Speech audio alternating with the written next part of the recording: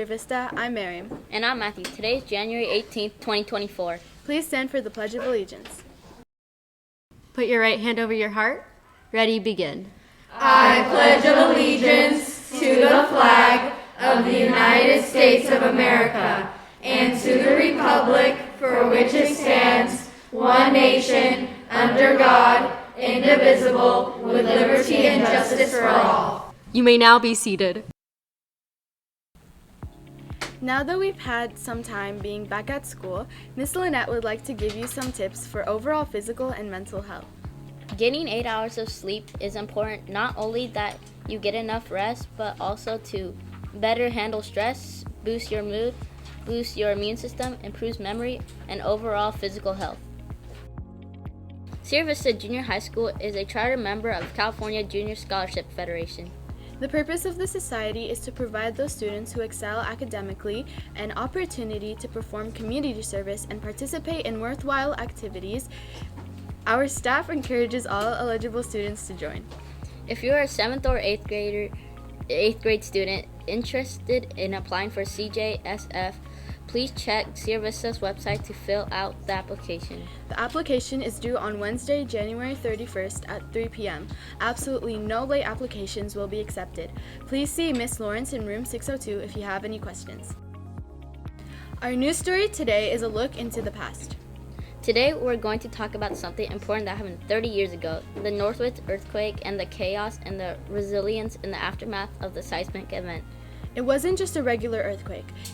It happened in a city already dealing with big problems like civil unrest and riots that occurred 18 months prior, so it felt like a lot was going on all at once. Think about your morning routine. Now imagine everything going crazy.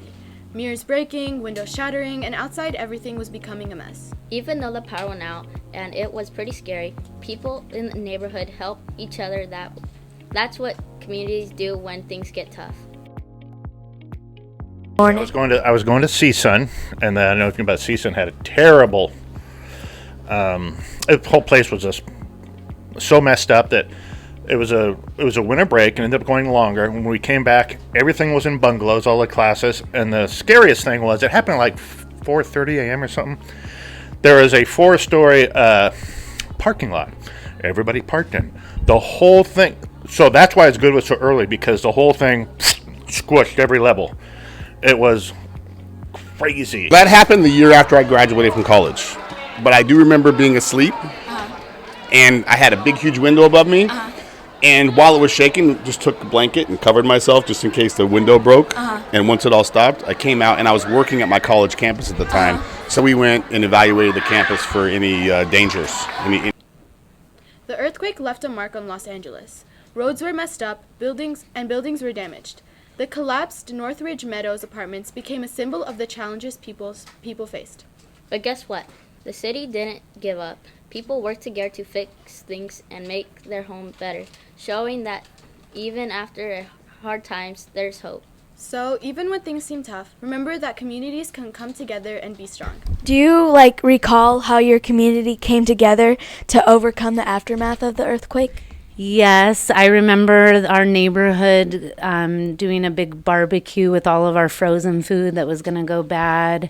So we did a lot of meal planning, prepping. Actually, I lived across the street from a community park in Saugus, and they all pitched tents and everybody stayed in the park, and it was really cool, actually. It was a nice bonding moment.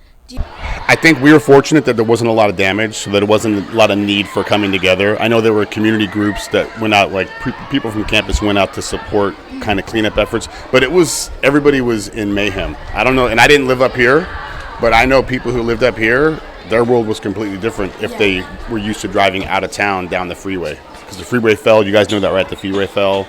One of our highway patrol officers or a sheriff's department, sheriff's deputy died on the road. It was big deal. As we learned from the past, let's appreciate the courage of those who faced the Northridge earthquake.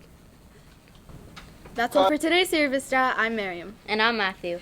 And this is Sierra Vista Life!